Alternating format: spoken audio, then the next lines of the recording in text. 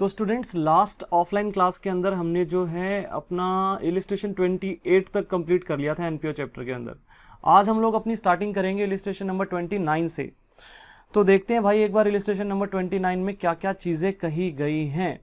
तो आप सब भी अपनी बुक खोल लेना और ध्यान से मेरे साथ साथ रीड करके चलेंगे सारे के सारे बच्चे। तो देखते हैं भाई यहाँ पे क्या क्या चीज़ें हैं।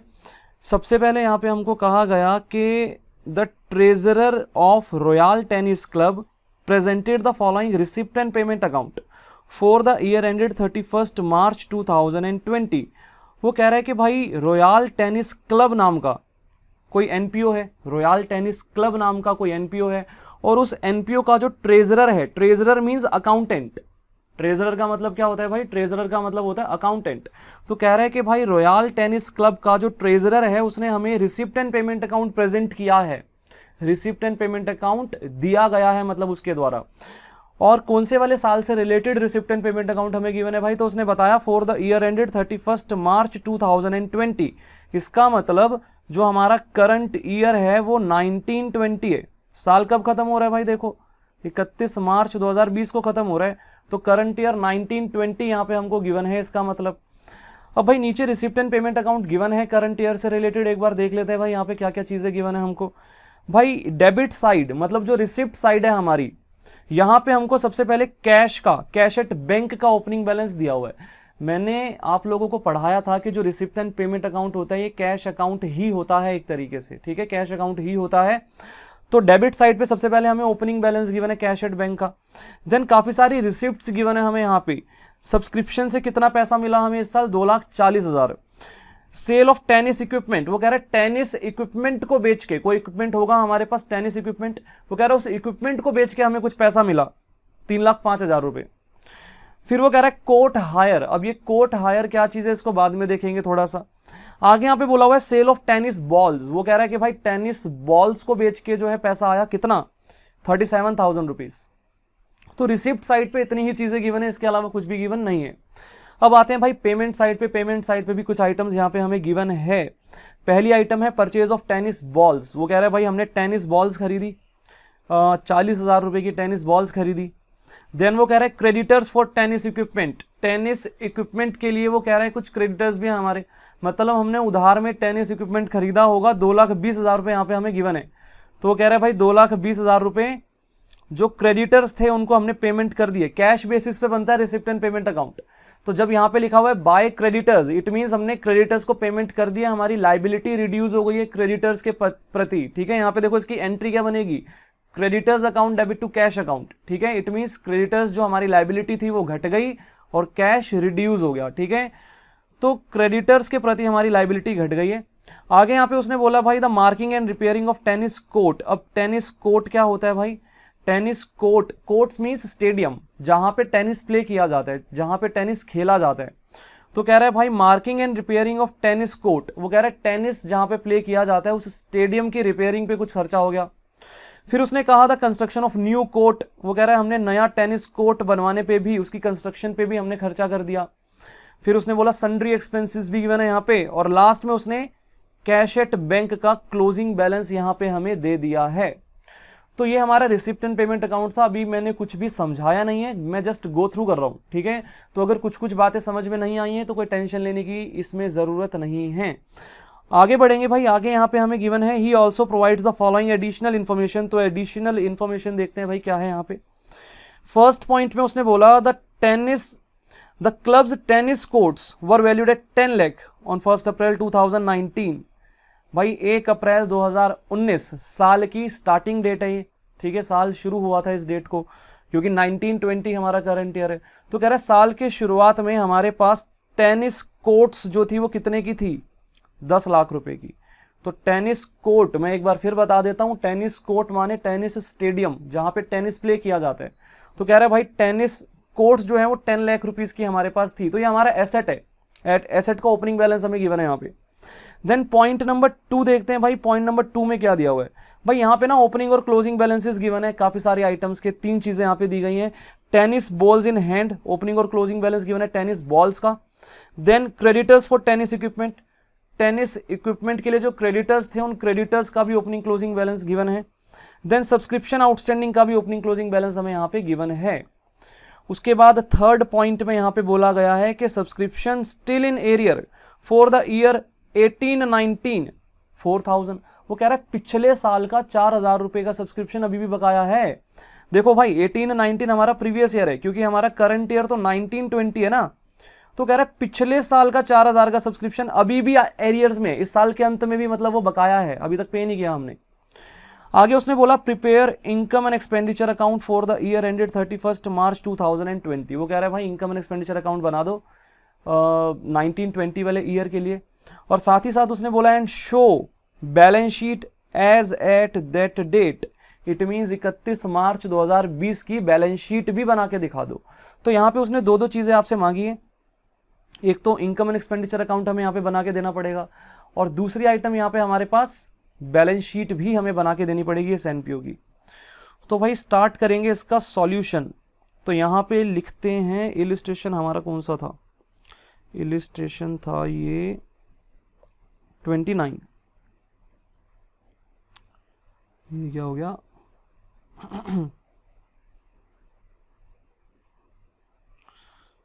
तो यहाँ पे आ जाते हैं,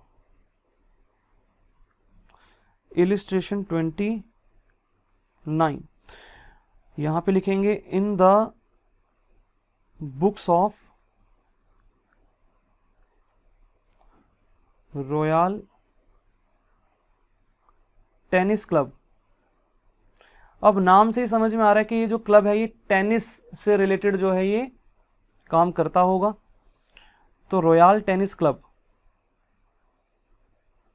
in the books of royal tennis club, क्या क्या चीजें हमें यहाँ पे बना के दिखानी है भाई, इनकम एंड एक्सपेंडिचर अकाउंट और बैलेंस शीट बनानी है हमको। तो यहाँ पे इनकम एंड एक्सपेंडिचर अकाउंट का फॉर्मेट बना देते हैं भाई, income and expenditure account, income and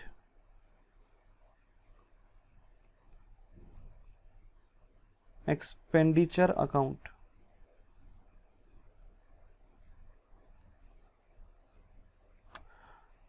income and expenditure account for the year ended, यहां पे लिखेंगे भाई for the year ended 31 March 2020, for the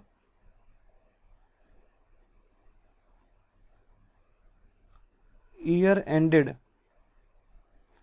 31 March 2020। अब यहाँ पे भाई डेबिट और क्रेडिट साइड बनाएंगे। डेबिट साइड में क्या आएगा भाई, एक्सपेंडिचर आएंगे, नॉमिनल नेचर का अकाउंट है, ठीक है। Debit all expenses and losses, credit all gains and incomes, ये वाला रूल अप्लाई होता है नॉमिनल नेचर के अकाउंट्स के ऊपर। तो जस्ट लाइक P&L अकाउंट, ठीक है, प्रॉफिट एंड लॉस अकाउंट की तरह बनेगा। तो यहाँ पे आएंगे एक्सपेंडिचर्स, एक्सपेंडिचर्स आ जाएंगे यहाँ पे। उसके बाद यहाँ पे इनका अमाउंट आएगा, अमाउंट के लिए कॉलम बना देते हैं यहाँ पे। यहाँ पे आएंगी इनकम्स, यहाँ पे इनकम्स आ जाएंगी, तो इनकम्स के लिए यहाँ पे बन गया कॉलम, और इसका अमाउंट आएगा यहाँ पे, तो ये भी बना दिया भाई साहब।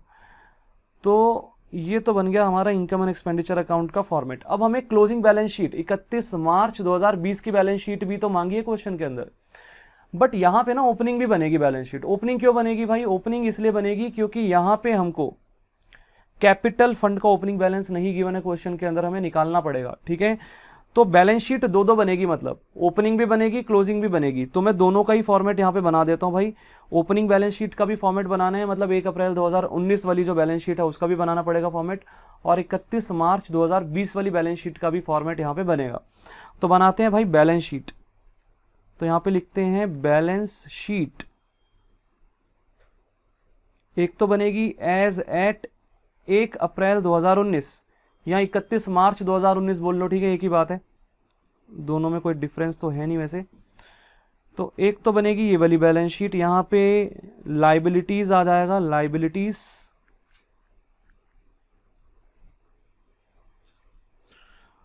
उसका यहाँ पे आ जाएगा अमाउंट्स, इधर आएगा एसेट्स, और यहाँ पे आ जाएगा भाई एसेट का अमाउंट। इसी तरह से हमको बनानी है क्लोजिंग बैलेंस शीट, तो थोड़ा सा स्पेस छोड़ के नीचे की तरफ यहाँ पे क्लोजिंग बैलेंस शीट बना देते हैं। क्लोजिंग बैलेंस शीट, तो यहाँ पे बनाते हैं भाई balance sheet. Balance sheet as at 31 March 2020, ठीक है, क्लोजिंग बैलेंस शीट बनेगी यहाँ पे। तो यहाँ पे भी भाई लाइबिलिटी साइड और एसेट साइड हमको बनानी पड़ेगी। यहाँ पे लाइबिलिटीज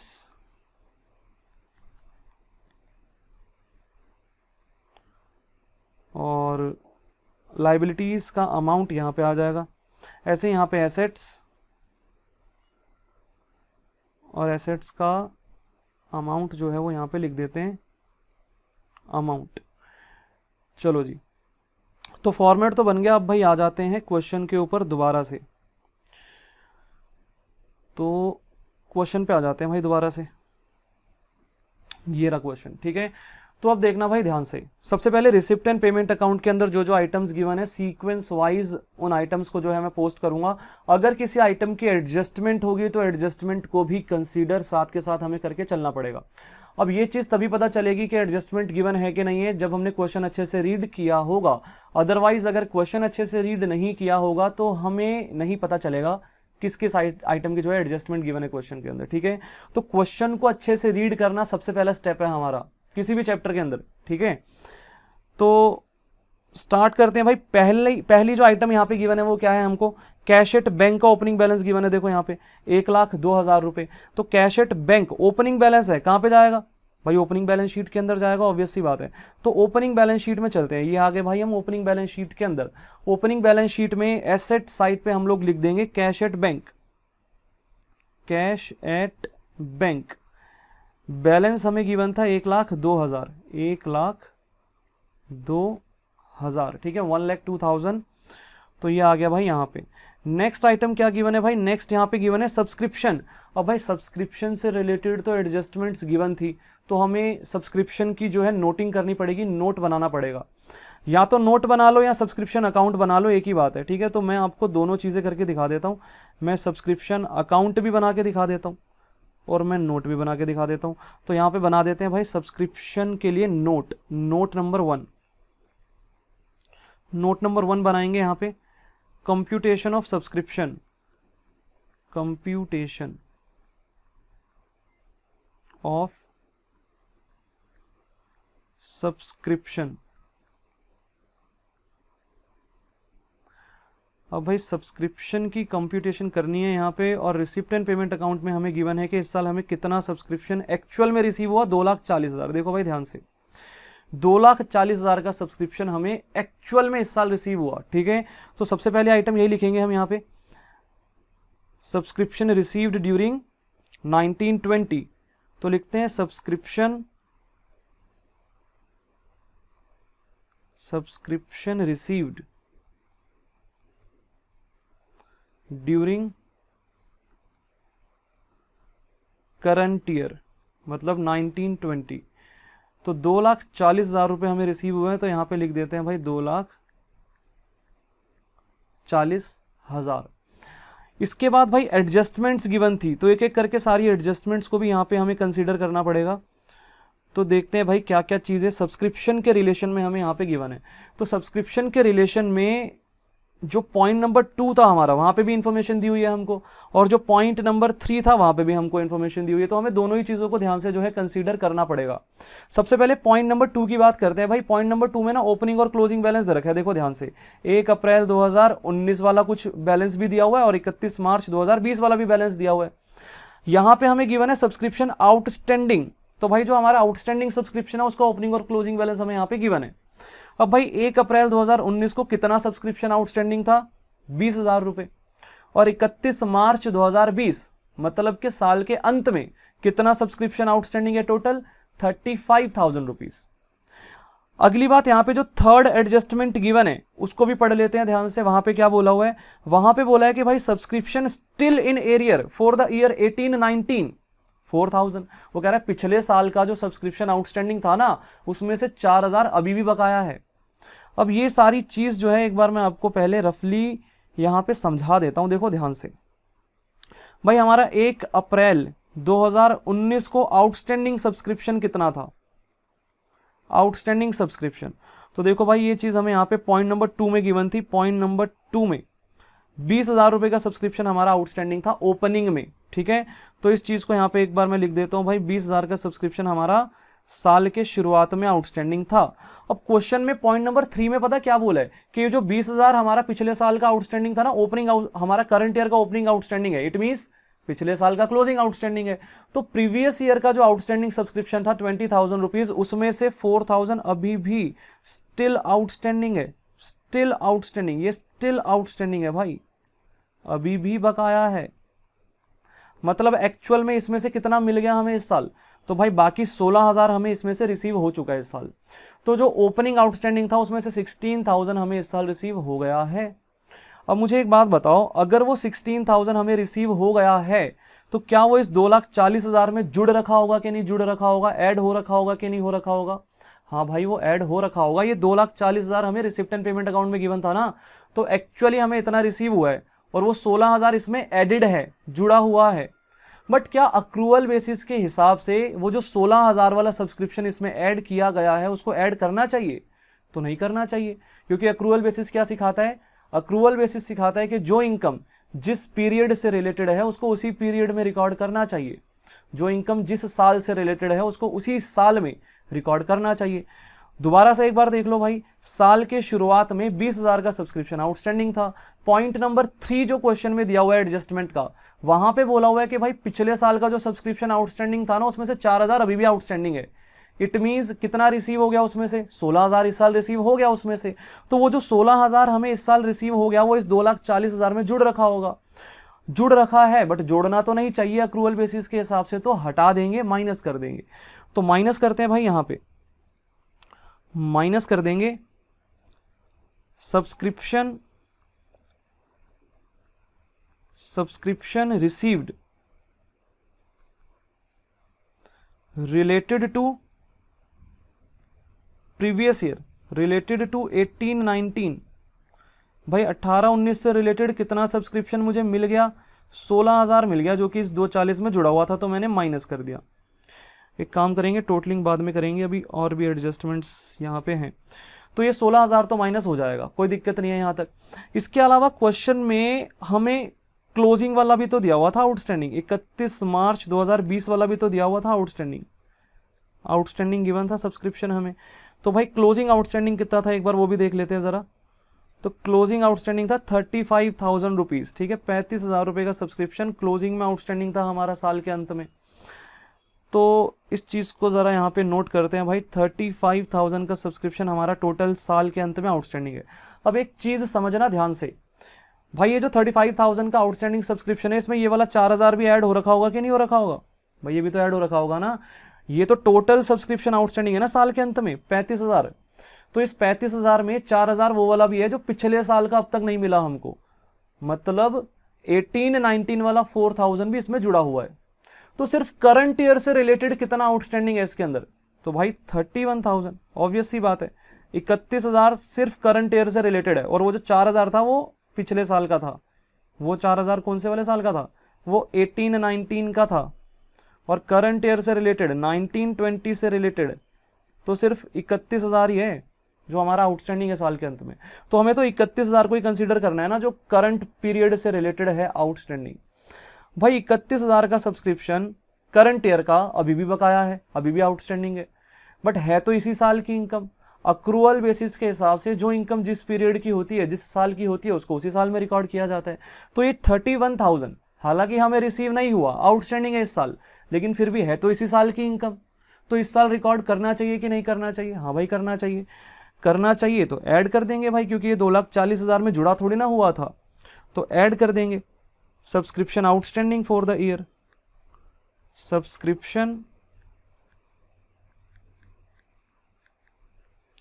आउटस्टैंडिंग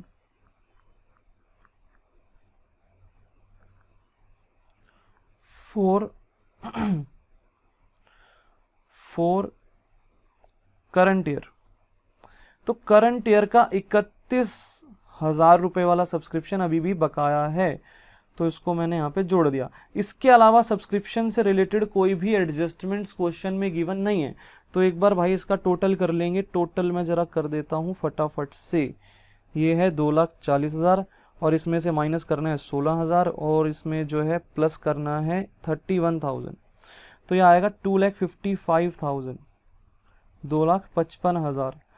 अक्रूवल बेसिस के हिसाब से इतना सब्सक्रिप्शन हमारा इस साल का बनता था, तो हमें इतना ही सब्सक्रिप्शन रिकॉर्ड कर देना चाहिए कि नहीं कर देना चाहिए इनकम एंड एक्सपेंडिचर अकाउंट के अंदर, इनकम साइड पे। हाँ भाई इतना ही कर देना चाहिए। तो इनकम साइड पे यहाँ पे लिखेंगे बाय सब्सक्रिप्शन, बाय सब्सक्रिप्शन 2,55,000। तो सब्सक्रिप्शन की तो भाई एडजस्टमेंट हो गई। अब भाई दोबारा से आ जाते हैं रिसिप्ट एंड पेमेंट अकाउंट पे। रिसिप्ट एंड पेमेंट अकाउंट में हमने जो है ओपनिंग बैलेंस लिख दिया था कैश एट बैंक का 1,02,000 ओपनिंग बैलेंस शीट के अंदर, और सब्सक्रिप्शन की भी हमने सारी एडजस्टमेंट कर दी है। सब्सक्रिप्शन भी हमने जो है इनकम एंड एक्सपेंडिचर अकाउंट में डाल दिया। एक काम करते हैं, लगे हाथ सब्सक्रिप्शन जो है वो बैलेंस शीट में भी तो डाल देंगे। तो देखो भाई ओपनिंग वाला जो आउटस्टैंडिंग सब्सक्रिप्शन था वो ओपनिंग बैलेंस शीट में चला जाएगा, ठीक है, और क्लोजिंग वाला आउटस्टैंडिंग क्लोजिंग बैलेंस शीट में चला जाएगा। तो यहाँ पे आएगा आउटस्टैंडिंग सब्सक्रिप्शन, आउटस्टैंडिंग सब्सक्रिप्शन।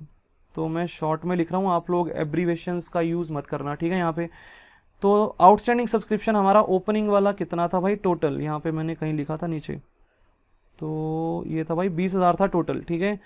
तो 20,000 यहाँ पे लिख देते हैं भाई ओपनिंग आउटस्टैंडिंग, टोटल आएगा 20,000। और क्लोजिंग वाला आउटस्टैंडिंग क्लोजिंग बैलेंस शीट में चला जाएगा, यहाँ पे आ जाएगा आउटस्टैंडिंग सब्सक्रिप्शन, आउटस्टैंडिंग सब्सक्रिप्शन। तो शॉर्ट में लिख रहा हूँ मैं, आप एब्रीवेशंस यूज़ मत करना है एग्जाम में, इसके मार्क्स कट जाएंगे, ठीक है। तो क्लोजिंग में टोटल हमारा 35,000 आउटस्टैंडिंग था, तो टोटल यहाँ पे लिखना होता है हमको, तो ये आ गया 35,000, ठीक है। तो भाई सब्सक्रिप्शन से रिलेटेड अब सारी की सारी बातें हो चुकी है, कुछ भी नहीं बचा, ठीक है। जितनी चीज़ें थी क्वेश्चन में वो सब मैं कर चुका हूँ। तो इनकम एंड एक्सपेंडिचर अकाउंट में ये आ गया था 2,55,000। मैंने नोट बनाया था यहाँ पे, नोट एक बार मैं फिर दिखा देता हूँ आपको। ये हमारा नोट था सब्सक्रिप्शन का, ठीक है। तो इस तरीके से हमने सब्सक्रिप्शन कैलकुलेट किया था, और ओपनिंग और क्लोजिंग बैलेंस शीट में भी जो जो एंट्रीज जानी चाहिए थी वो भी हमने डाल दी, और इनकम एंड एक्सपेंडिचर अकाउंट में जो एंट्री जानी चाहिए थी वो भी हमने सब्सक्रिप्शन के रिलेशन में उसकी भी पोस्टिंग कर दी। आगे देखते हैं भाई, दोबारा से आ जाते हैं क्वेश्चन में। रिसिप्ट साइड पे कैश एट बैंक हमने ओपनिंग बैलेंस शीट में डाल दिया था। सब्सक्रिप्शन की जितनी भी एंट्रीज थी वो सारी की सारी हमने जहां जहां जानी चाहिए थी पोस्ट कर दी है। आगे हमें यहाँ पे क्या दिया हुआ है, sale of tennis equipment. Tennis equipment, कोई इक्विपमेंट होगा भाई, कोई औजार होगा, तो कह रहा है टेनिस इक्विपमेंट को हमने बेचा और उससे 3,05,000 रुपए हमको मिल गए। अब भाई टेनिस इक्विपमेंट से रिलेटेड है ना, यहाँ पे एक और बात थी, यहाँ पे देखो पेमेंट साइड पे ये रहा, creditors for tennis equipment. Tennis equipment से रिलेटेड कुछ क्रेडिटर्स थे, हमने उनको पेमेंट किए इस साल। पेमेंट साइड पे दिया हुआ है ना, तो हमने पैसे दे दिए, इसका मतलब क्रेडिटर्स को पैसे दे दिए हमने इस साल। कितनी पेमेंट की है, 2,20,000 रुपए हमने पे कर दिए क्रेडिटर्स को। और नीचे एडजस्टमेंट में भी इससे रिलेटेड देखो आइटम्स गिवन थी, यहाँ पे क्रेडिटर्स फॉर टेनिस इक्विपमेंट का ओपनिंग क्लोजिंग बैलेंस गिवन था एडजस्टमेंट नंबर 2 के अंदर। तो भाई इसका मतलब यहाँ पे इसके रिलेशन में भी मुझे नोट बनाना पड़ेगा। तो एक बार देख लेते हैं भाई क्या क्या चीज़ें यहाँ पे गिवन है हमको।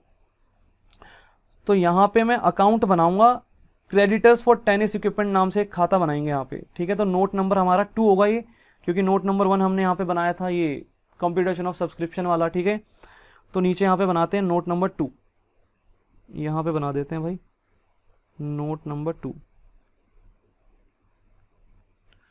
थोड़ा सा मैं स्क्रीन को बड़ा कर देता हूँ ताकि आपको भी दिखे साफ साफ, ठीक है भाई। तो यहाँ पे बनाते हैं creditors, creditors for tennis equipment account.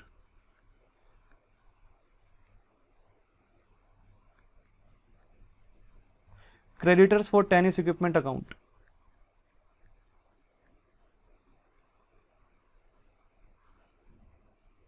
तो भाई यहां पे आएगा पर्टिकुलर्स,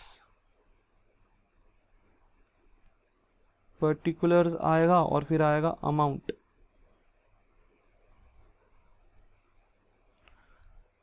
और दोबारा से यहाँ पे आएगा पर्टिकुलर्स, क्रेडिट साइड बनाएंगे अब, ठीक है, डेबिट साइड तो बन गई, क्रेडिट साइड भी बन ही गई। तो ये आ गया भाई पर्टिकुलर्स और इसका अमाउंट आ जाएगा यहाँ पे, ये आ गया अमाउंट, ठीक है। तो सबसे पहले हमें ओपनिंग क्लोजिंग बैलेंस गिवन था क्रेडिटर्स का, तो भाई क्रेडिटर्स लाइबिलिटी होता है, लाइबिलिटी का ओपनिंग बैलेंस क्रेडिट साइड पे आएगा, क्लोजिंग बैलेंस डेबिट साइड पे आएगा, जैसे कि हमने हमेशा पढ़ा। तो यहाँ पे आएगा opening balance by balance BD, by balance BD यहाँ पे आएगा, और यहाँ पे कुछ क्लोजिंग बैलेंस आएगा टू बैलेंस सीडी के नाम से, तो बैलेंस सीडी यहाँ पे आएगा। तो ये जो ओपनिंग और क्लोजिंग बैलेंसेस हैं ये हमें एडजस्टमेंट नंबर 2 में गिवन है। तो एडजस्टमेंट नंबर 2 में चलते हैं भाई क्वेश्चन के अंदर, और ये रहा भाई देखो, टेनिस इक्विपमेंट के लिए जो क्रेडिटर्स है, ओपनिंग बैलेंस कितना है भाई 40,000 है, क्लोजिंग कितना है 30,000 है। तो सबसे पहले तो ये जो ओपनिंग और क्लोजिंग बैलेंस है इसको हम यहाँ पे लिख देते हैं 40,000 और 30,000। यहाँ पे आ गया 40,000, ओपनिंग बैलेंस था 40,000 और क्लोजिंग बैलेंस था 30,000, तो ये 40,000 और 30,000 हमने यहाँ पे लिख दिया। तो एडजस्टमेंट में क्या क्रेडिटर्स फॉर टेनिस इक्विपमेंट से रिलेटेड और कोई आइटम गिवन है, एक बार ध्यान से देख लो। एडजस्टमेंट में मुझे नहीं लगता और कुछ गिवन है यहाँ पे, टेनिस इक्विपमेंट से रिलेटेड कुछ भी गिवन नहीं है। तो मतलब जो भी चीजें गिवन है वो सारी की सारी कहाँ पे है, रिसिप्ट एंड पेमेंट अकाउंट के अंदर है। तो रिसिप्ट एंड पेमेंट अकाउंट में देखो क्रेडिटर से रिलेटेड इन्फॉर्मेशन पेमेंट साइड पे गिवन है, वो कह रहा है हमने पेमेंट कर दी क्रेडिटर्स को 2,20,000 की इस साल। तो भाई पेमेंट कर दी क्रेडिटर्स को 2,20,000 की। अब क्रेडिटर्स के अकाउंट में पेमेंट टू क्रेडिटर्स कहाँ पे जाना चाहिए, हमने पढ़ा हुआ है payment to creditors, creditors account debit to bank account, ठीक है, यही एंट्री होगी ना, क्रेडिटर्स को पे करेंगे तो creditors account debit to bank account, to bank account, यहां पे आनी चाहिए ये पेमेंट, ठीक है। तो पेमेंट टू क्रेडिटर्स की एंट्री यहां पे डेबिट साइड पे हम लोग लिखा करते थे, काफी सारे क्वेश्चंस हमने किए थे ऑफलाइन क्लासेस के अंदर। तो ये 2,20,000 रुपए हमारे यहाँ पे डेबिट साइड पे 2,20,000 आ जाएगा। अब एक और चीज, क्या क्रेडिटर्स से related, creditors for tennis equipment से रिलेटेड कोई और information receipt and payment account में भी बची है क्या क्रेडिटर्स से रिलेटेड? तो भाई बिल्कुल भी नहीं है, देख लो ध्यान से। हाँ, डेबिट साइड पे सेल ऑफ टेनिस इक्विपमेंट जरूर दिया हुआ है, बट वो क्रेडिटर्स से रिलेटेड इंफॉर्मेशन नहीं है, ठीक है। क्रेडिटर से रिलेटेड इंफॉर्मेशन बस इतनी ही थी कि हमने पेमेंट किया 2,20,000 की क्रेडिटर को, और ओपनिंग क्लोजिंग बैलेंस दिया हुआ था एडजस्टमेंट के अंदर, जो कि मैंने लिख दिया ऑलरेडी। इसके अलावा क्रेडिटर्स फॉर टेनिस इक्विपमेंट से रिलेटेड कुछ भी नहीं दिया हुआ क्वेश्चन में। तो क्या करेंगे भाई, बैलेंसिंग फिगर निकालेंगे। तो भाई ज्यादा टोटल इस तरफ का आएगा डेबिट साइड का 2.5 लाख रुपए, तो 2.5 लाख यहाँ पे आएगा, 2.5 लाख यहाँ पे आएगा। 2.5 लाख में से 40,000 माइनस कर देंगे, 2,10,000 यहाँ पे आएगा। और क्रेडिटर्स अकाउंट में ये जो बैलेंसिंग फिगर निकलती है हमारी यहाँ पे क्रेडिट साइड पे, जो डेबिट बैलेंस होता है, मतलब हमारा ये डेबिट बैलेंस है ना, इतना तो सबको पता होगा भाई, ये डेबिट बैलेंस है, ठीक है। क्रेडिट साइड पे जो बैलेंसिंग फिगर निकलती है ये डेबिट बैलेंस होता है। तो भाई ये जो डेबिट बैलेंस निकला हमारा, इसको हम क्या बोलते थे, इसको बोलते थे परचेज। और ये कहाँ पे ट्रांसफर हो जाएगा, ये बाय टेनिस इक्विपमेंट अकाउंट में ट्रांसफर हो जाएगा, ये बाय टेनिस इक्विपमेंट अकाउंट में ट्रांसफर हो जाएगा। ये क्या है, परचेज है। इतना टेनिस इक्विपमेंट हमने परचेज किया इस साल, ये परचेजेस ऑफ टेनिस इक्विपमेंट है। 2,10,000 रुपए का टेनिस इक्विपमेंट हमने परचेज किया इस साल। अब एक चीज देखना ध्यान से, 2,10,000 का टेनिस इक्विपमेंट हमने परचेज किया, 2,10,000 का खरीदा, और क्वेश्चन में टेनिस इक्विपमेंट से रिलेटेड कोई और आइटम गिवन नहीं है, कहीं पे भी कोई ओपनिंग क्लोजिंग बैलेंस। अगर ये एक एसेट है तो ओपनिंग क्लोजिंग बैलेंस भी तो गिवन होना चाहिए था कि नहीं होना चाहिए था? कोई ओपनिंग क्लोजिंग बैलेंस गिवन नहीं है। एक आइटम गिवन है सिर्फ रिसिप्ट साइड पे, सेल ऑफ टेनिस इक्विपमेंट। वो कह रहा है भाई हमने पूरा का पूरा टेनिस इक्विपमेंट जो खरीदा था वो बेच डाला, जो इस साल हमने टेनिस इक्विपमेंट खरीदा था उसको हमने बेच दिया। कितने में बेचा भाई, 3,05,000 में बेच दिया। अब भाई अगर बेचेंगे तो फायदा या नुकसान भी तो होगा, बेचेंगे तो फायदा या नुकसान होगा, तो वो फायदा या नुकसान हमें यहाँ पे कैलकुलेट करके देखना पड़ेगा, भाई फायदा हो रहा है या नुकसान हो रहा है। अब एक चीज देखो, 2,10,000 की चीज थी, हमने कितने में बेची है, हमने 3,05,000 में बेची है, तो ऑब्वियस सी बात है फायदा हो रहा है। 2,10,000 की चीज को 3,05,000 में बेचा तो फायदा हो रहा है। तो हम लोग यहाँ पे कैलकुलेट करेंगे profit on sale of tennis equipment, profit on sale of tennis equipment. तो भाई कितना प्रॉफिट होगा टेनिस इक्विपमेंट की सेल पे, उसको हम ज़रा यहाँ पे लिख लेते हैं एक बार। तो टेनिस इक्विपमेंट की सेल पे हमें कितना कितना प्रॉफिट हो जाएगा, यहाँ पे लिखेंगे। सबसे पहले sale of tennis equipment, sale given थी हमें, सेल ऑफ टेनिस इक्विपमेंट 3,05,000, और उसमें से माइनस कर देते हैं purchase of tennis equipment, purchase of tennis equipment खरीदा कितने का था भाई, मैंने अभी अभी नोट बनाया था क्रेडिटर्स अकाउंट, तो वहां पे देखो मैंने 2,10,000 रुपए का टेनिस इक्विपमेंट मैंने परचेज किया था, ये रहा, ठीक है। तो परचेज ऑफ टेनिस इक्विपमेंट आपको दिख जाएगा 2,10,000 रुपए। तो ये हमारा परचेजेस थी, 2,10,000 का खरीदा था मैंने। तो मुझे फ़ायदा कितने का हुआ भाई, डिफरेंस यहाँ पे जो है वो फ़ायदा हो जाएगा। तो डिफरेंस देख लेते हैं भाई कितना होता है यहाँ पे।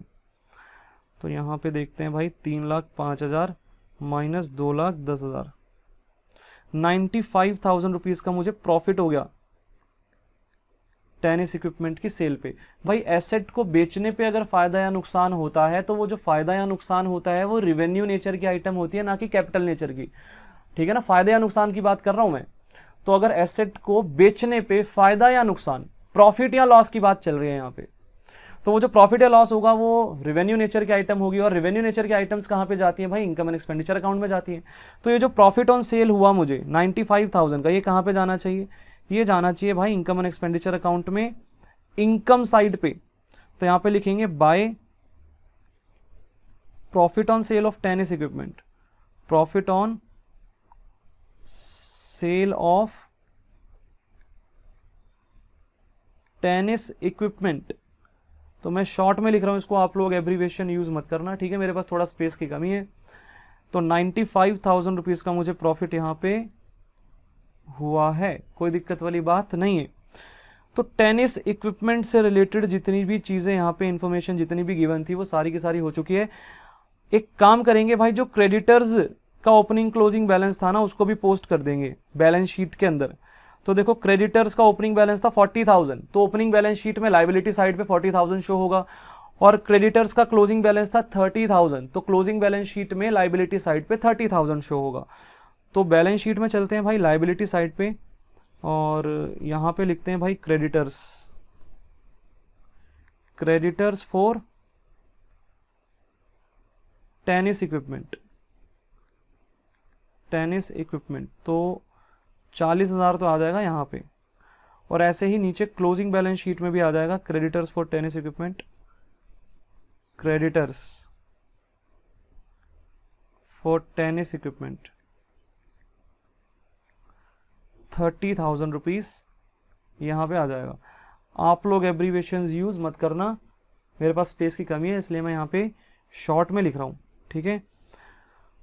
तो जितनी भी चीज़ें यहाँ पे टेनिस इक्विपमेंट से रिलेटेड थी वो मैं सारी पोस्ट कर चुका हूँ, कुछ भी नहीं बचा।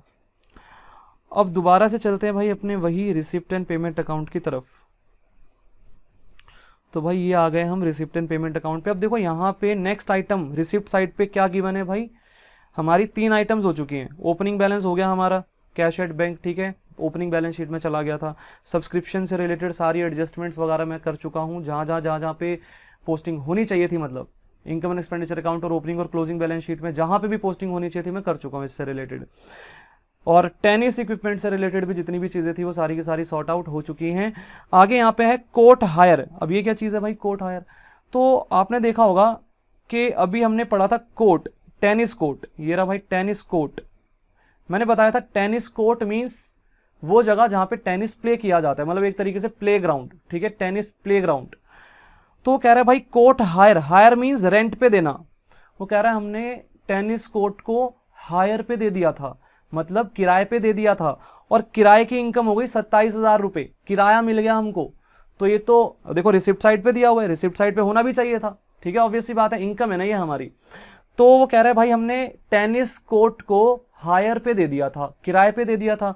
तो किराया हमें कितना मिल गया भाई 27,000 रुपए हमें किराया मिल गया। कहाँ पे जाना चाहिए, इससे रिलेटेड कोई एडजस्टमेंट तो है नहीं, ये जाना चाहिए भाई इनकम साइड पे। तो यहां पे आ जाएगा by court higher, court higher आ गया यहाँ पे। ये था हमारा कितना था भाई कोड हायर, 27,000 था, 27,000 रुपीज़ ये आ गया हमारा इनकम साइड पे, ठीक है, इस तरीके से। अब देखते हैं भाई आगे नेक्स्ट आइटम क्या गिवन है भाई यहाँ पे।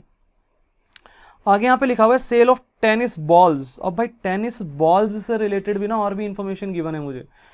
पेमेंट साइड पे लिखा हुआ है परचेज ऑफ टेनिस बॉल्स, देखो ध्यान से, परचेज ऑफ टेनिस बॉल्स, और फिर नीचे एडजस्टमेंट में टेनिस बॉल्स का ओपनिंग और क्लोजिंग बैलेंस भी दिया हुआ है। देखो टेनिस बॉल्स सेकंड वाली एडजस्टमेंट के अंदर टेनिस बॉल्स इन हैंड नाम से ओपनिंग और क्लोजिंग बैलेंस भी हमें यहाँ पे गिवन है। तो करेंगे क्या, करेंगे ये के नोट बनाएंगे। तो बनाते हैं भाई टेनिस बॉल्स, कंज्यूमेबल है ये, क्या चीज़ है ये, कंज्यूमेबल आइटम है भाई टेनिस बॉल्स। तो कंज्यूमेबल से रिलेटेड हमें नोट बनाना पड़ेगा यहाँ पे।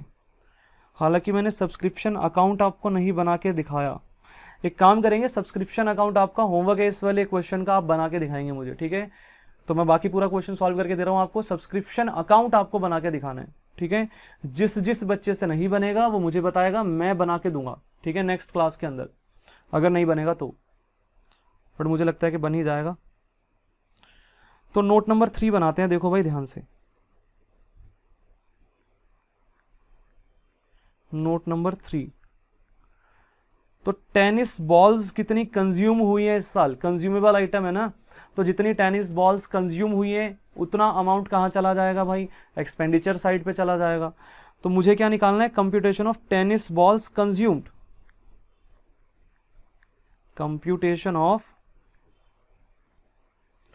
Tennis balls consumed.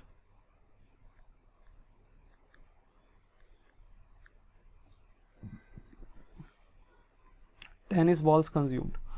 तो सबसे पहली आइटम यहां पे क्या आएगी, सबसे पहली आइटम यहां पे आएगी opening balance of tennis balls. यहां पे एक मिनट भाई, कहां गया ये रहा। सबसे पहली आइटम आएगी opening balance of tennis balls, opening balance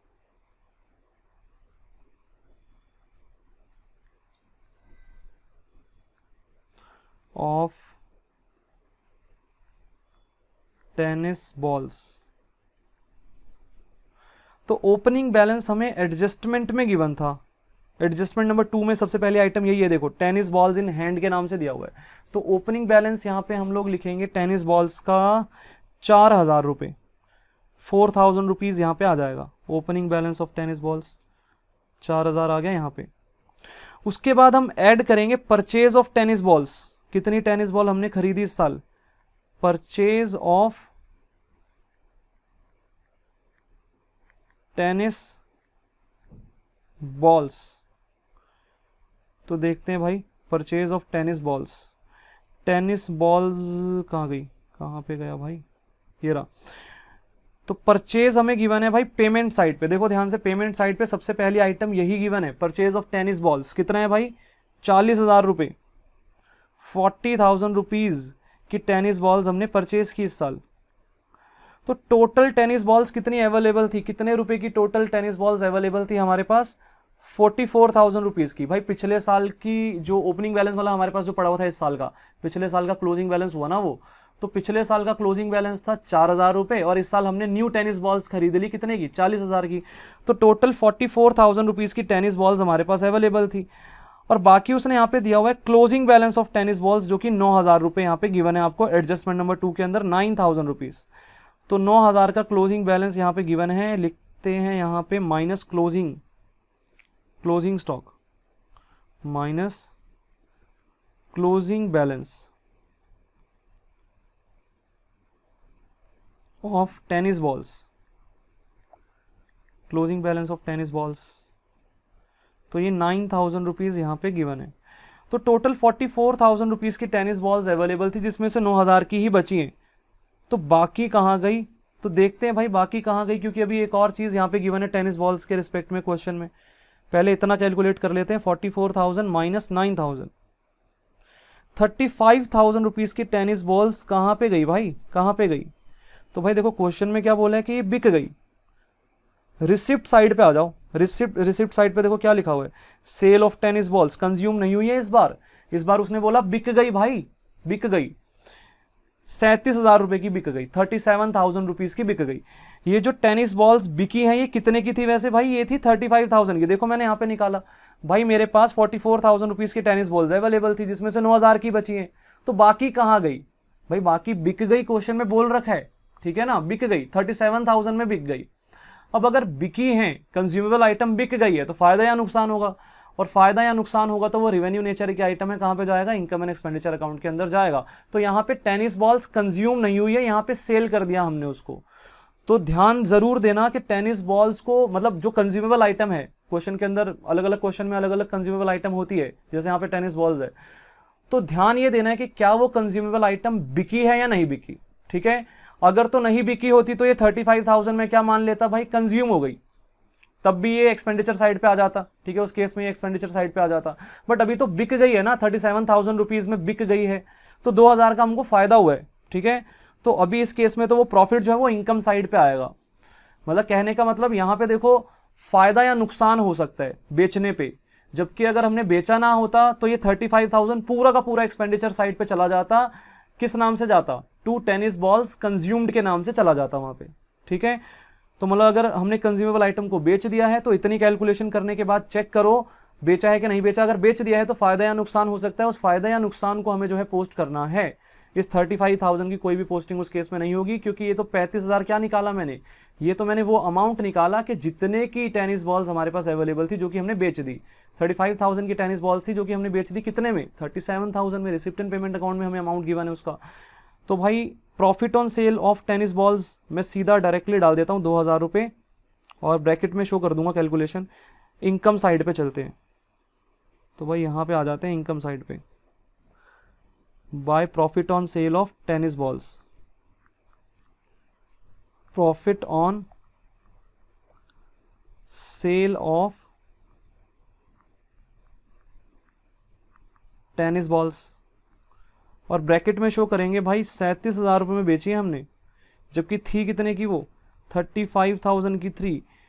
और नोट नंबर भी लिख देना, यहाँ पे नोट नंबर 3 बनाया हमने इसके रिस्पेक्ट में, नोट नंबर 3 भी बनाया है।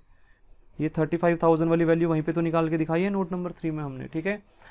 तो हो गया भाई, टेनिस बॉल से रिलेटेड जितनी भी आइटम्स गिवन थी सारी कंसीडर कर चुका हूँ मैं। रिसिप्ट साइड तो मेरी पूरी खत्म होगी। पेमेंट साइड पे आ जाओ भाई। पेमेंट साइड में परचेज ऑफ टेनिस बॉल्स जो फर्स्ट आइटम है वो ऑलरेडी कंसीडर कर चुका हूँ मैं। परचेज ऑफ टेनिस इक्विपमेंट, अच्छा एक चीज पे ध्यान देना, लगे हाथ पोस्टिंग कर देते हैं। ये जो टेनिस बॉल्स का ओपनिंग और क्लोजिंग बैलेंस था वो तो हमें बैलेंस शीट में लिखना पड़ेगा ना, एसेट है ना भाई टेनिस बॉल, हमारा कंज्यूमेबल आइटम है। तो ओपनिंग बैलेंस हमारे पास 4,000 का था, क्लोजिंग 9,000 का था, तो टेनिस बॉल्स के नाम से एसेट साइड पे आएगा, ओपनिंग बैलेंस शीट में भी आएगा, क्लोजिंग बैलेंस शीट में भी आएगा। तो यहाँ पे लिखते हैं टेनिस बॉल्स। तो टेनिस बॉल्स साल के शुरुआत में पड़ी थी 4,000 की, और साल के अंत में कितने की पड़ी है भाई? यहाँ पे लिखेंगे टेनिस बॉल्स 9,000, 9,000, तो ये 9,000 यहाँ पे आ गया। इसके अलावा मुझे नहीं लगता टेनिस बॉल से रिलेटेड कोई और इन्फॉर्मेशन थी हमारे पास, इतना ही था, ठीक है, बस इतना ही था। तो आ जाओ भाई पेमेंट साइड पे दोबारा से। पेमेंट साइड पे परचेज ऑफ टेनिस बॉल्स हो गया, क्रेडिटर्स फॉर टेनिस इक्विपमेंट हो गया। उसके बाद अगली आइटम है मार्किंग है, marking and repairing of tennis court. अब मार्किंग मुझे नहीं पता क्या होता है, बट रिपेयरिंग तो पता है ना। रिपेयरिंग का मतलब क्या है कि भाई हमने टेनिस कोर्ट्स, मतलब जो टेनिस के लिए प्ले ग्राउंड्स है हमारे, हमने उनकी रिपेयरिंग करवाई है। और रिपेयरिंग रेवेन्यू नेचर का एक्सपेंस होता है, कहाँ पे जाएगा? एक्सपेंडिचर साइड पे जाएगा, इनकम एंड एक्सपेंडिचर अकाउंट के अंदर 38,000 रुपीज। तो to marking and repairing of tennis courts के नाम से एक्सपेंडिचर साइड पे आ जाएगा। तो यहां पे लिखते हैं to marking and repairing of tennis courts, 38,000 rupees का अमाउंट यहाँ पे था। एक बार मैं चेक भी कर लेता हूँ दोबारा, 38,000 ही था क्या?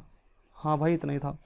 नेक्स्ट आइटम यहाँ पे गिवन है कंस्ट्रक्शन ऑफ न्यू कोर्ट। वो कह रहा है हमने नए कोर्ट की कंस्ट्रक्शन कर दी, कितने रुपए लगा दिए उस पर? 2.5 लाख रुपए का खर्चा कर दिया हमने। अच्छा एडजस्टमेंट में भी तो गिवन था, देखो ध्यान से, उसने यहाँ पे क्या बोला था, टेनिस कोर्ट्स हमारे पास ओपनिंग बैलेंस गिवन है। देखो फर्स्ट एडजस्टमेंट देखना ध्यान से, the clubs tennis court were valued at 10 lakh on 1 अप्रैल 2019। तो हमारे पास साल के शुरुआत में 10 लाख के टेनिस कोर्ट्स पड़े हुए थे। तो ये तो कहाँ जाएगा, ओपनिंग बैलेंस शीट में जाएगा। एसेट है हमारा टेनिस कोर्ट, तो ओपनिंग बैलेंस शीट में आ जाते हैं यहाँ पे, और यहाँ पे हम एसेट साइड पे डाल देते हैं tennis courts. Tennis courts 10 lakh, तो ये हमारा एसेट था। ये ओपनिंग बैलेंस जो एडजस्टमेंट में गिवन था ये हमने पोस्ट कर दिया। अब एडजस्टमेंट वाली तो सारी ही चीजें कंसीडर हो चुकी है, ध्यान से देख लो एक बार, मैं सब कुछ कंसीडर कर चुका हूं कहीं ना कहीं, ठीक है, कुछ भी नहीं छूटा इसमें से, सारी चीजें पोस्ट हो चुकी हैं जहां जहां पे जानी चाहिए थी। एडजस्टमेंट में कुछ बचा ही नहीं है अब, ठीक है। तो एडजस्टमेंट पे अब ध्यान नहीं देना हमको ज्यादा। यहाँ पे आ जाते हैं भाई पेमेंट साइड पे, कंस्ट्रक्शन ऑफ न्यू कोर्ट्स पे थे हम लोग। वो कह रहा है हमने न्यू कोर्ट्स की कंस्ट्रक्शन करा दी 2.5 लाख रुपए की। अब ये चीज कैपिटल नेचर का खर्चा है भाई, ध्यान देना। अगर मैं प्ले ग्राउंड की कंस्ट्रक्शन कर रहा हूं तो वो तो कैपिटल नेचर का एक्सपेंस हुआ ना। तो करना क्या है भाई, ये तो जाएगा बैलेंस शीट में, कैपिटल नेचर के आइटम है, इनकम एंड एक्सपेंडिचर अकाउंट में तो जाएगा नहीं है। तो देखो करना क्या है, यहां पे हम लिखेंगे tennis courts, closing balance sheet में आ गया हूं मैं, यहां पे लिखेंगे tennis courts. Opening balance sheet में देखना ध्यान से, मैंने कितने रुपीज, कितना अमाउंट लिखा था यहाँ पे टेनिस कोर्ट्स का, 10 लाख रुपए लिखे थे। तो ये 10 लाख रुपए के टेनिस कोर्ट्स मेरे पास क्लोजिंग में भी थे अवेलेबल के नहीं थे? हाँ भाई थे, क्वेश्चन में कहीं नहीं बोला कि डेप्रिसिएशन लगा इनके ऊपर, तो ये अवेलेबल थे मेरे पास। और मैंने न्यू टेनिस कोर्ट्स भी जो हैं वो कंस्ट्रक्ट कर दिए, न्यू कोर्ट्स भी तो कंस्ट्रक्ट कर दिए 2.5 लाख रुपए के, जो कि पेमेंट साइड पे मुझे गिवन है कि मैंने खर्चा किया 2.5 लाख का। तो 12.5 लाख रुपए के कोर्ट्स जो हैं वो साल के अंत में हो गए मेरे पास, टेनिस कोर्ट्स मतलब प्ले ग्राउंड, ठीक है, जहां पे टेनिस खेलते हैं। तो देख लो भाई इतनी ही इंफॉर्मेशन थी ये यहाँ पे, ठीक है। नेक्स्ट आइटम है सन्ड्री एक्सपेंसेस, तो ये तो एक्सपेंडिचर साइड पे जाएगा, कोई एडजस्टमेंट भी नहीं है इसके रिलेशन में। तो सन्ड्री एक्सपेंसेस यहाँ पे आ जाएगा, to sundry expenses, expenditure side पे टू सन्ड्री एक्सपेंसेस। एक बार अमाउंट भी चेक कर लेते हैं भाई, अमाउंट कितना था सन्ड्री एक्सपेंसेस का, ये था 31,000, ये आ गया 31,000। नेक्स्ट आइटम भी एक बार चेक कर लेते हैं भाई, लास्ट आइटम ये है कैश एट बैंक, 1,32,000। तो ये तो क्लोजिंग बैलेंस शीट में जाएगा कैश एट बैंक, तो क्लोजिंग बैलेंस शीट में आ जाते हैं। ये रही भाई 31 मार्च 2020 वाली बैलेंस शीट, तो यहाँ पे आ गया cash at bank, cash at bank 1,32,000, ठीक है, 1,32,000 यहाँ पे आ गया। तो अब देखते हैं भाई, अब कुछ बचा है क्या? वैसे सब कुछ हो चुका है, अब कुछ भी नहीं बचा यार। देखो रिसिप्ट एंड पेमेंट अकाउंट की सारी आइटम्स मैं कहीं ना कहीं कंसीडर कर चुका हूँ, ठीक है, और सारी की सारी एडजस्टमेंट्स भी कंसीडर हो चुकी है, कुछ भी नहीं बचा अब, ठीक है, सारी चीज़ें हो चुकी हैं। तो अब करना है क्या है फिर भाई? करना ये है कि सबसे पहले हम लोग क्या करेंगे, इनकम एंड एक्सपेंडिचर अकाउंट को बैलेंस करेंगे, और क्या करेंगे। तो यहाँ पे आ जाते हैं इनकम एंड एक्सपेंडिचर अकाउंट के ऊपर। ये सारे आइटम्स हमने यहाँ पे पोस्ट की थी, थोड़ा मैं आपको कोशिश करता हूँ बड़ा करके दिखाने की, तो इस तरीके से देख लो भाई ध्यान से, ये सारी आइटम्स यहाँ पे पोस्ट हुई थी। तो बैलेंसिंग फिगर निकालते हैं भाई, ज़्यादा वाला टोटल तो इसी साइड का होगा, इस साइड का कम होगा, ठीक है। तो टोटल करते हैं, प्रॉफिट आएगा यहाँ पे, प्रॉफिट तो नहीं बोलते हालांकि यहाँ पे तो हम तो सरप्लस नाम यूज़ करेंगे। तो 2,55,000 में ऐड करेंगे 95,000, फिर ऐड करेंगे 27,000, फिर ऐड करेंगे 2,000, तो ये टोटल हो गया 3,79,000 रुपीज़। तो 3,79,000 रुपीज़ यहाँ पे भी आ गया, और माइनस करते हैं उसमें से 38,000, माइनस करते हैं 31,000, तो 3,10,000 का सरप्लस बचा, ये आ गया सरप्लस, ये आ गया भाई 3,10,000 का सरप्लस। अब क्या करना है भाई, ओपनिंग वाली बैलेंस शीट पे आ जाओ पहले। तो ओपनिंग बैलेंस शीट की क्लोजिंग फिगर जो निकलेगी यहाँ पे वो क्या होगा, वो कैपिटल फंड होगा भाई। कैपिटल फंड गिवन नहीं है ओपनिंग वाला क्वेश्चन में, ओपनिंग बैलेंस शीट से ही तो निकलेगा वो। तो देखो भाई 1,02,000 प्लस 20,000 प्लस 4,000 प्लस 10 लाख, ये हो गया भाई 11,26,000। इधर भी लिखते हैं 11,26,000, और माइनस कर देते हैं इसमें से 40,000। तो ये आ गया 1086,000, 1086,000। ये आ गया opening capital fund, opening capital fund. और ये ओपनिंग कैपिटल फंड जाएगा क्लोजिंग बैलेंस शीट के अंदर यहाँ पे कैपिटल फंड के नाम से।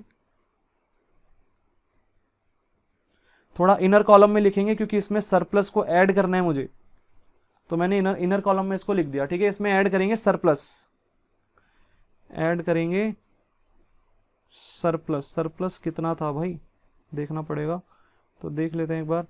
ये था 3,10,000 का सरप्लस, तो 3,10,000 यहाँ पे ऐड हो जाएगा, 3,10,000 हो गया यहाँ पे ऐड। तो ऐड कर देते हैं भाई 3,10,000, तो ये हो जाएगा टोटल 13,96,000, 13,96,000। तो भाई अब क्या करना है, दोनों साइड का टोटल अगर इक्वल आ गया क्लोजिंग बैलेंस शीट का तो सही, वरना गलत। तो चेक करते हैं भाई दोनों साइड का टोटल इक्वल है कि नहीं है भाई। लाइबिलिटी साइड का तो आ रहा है 14,26,000, 14,26,000। एसेट साइड का भी देख लेते हैं भाई। एसेट साइड का 35,000 प्लस 9,000 प्लस है 12,50,000, उसके बाद प्लस 1,32,000। तो भाई आ गया टोटल इक्वल 14,26,000, यहाँ का भी आ गया, ठीक है।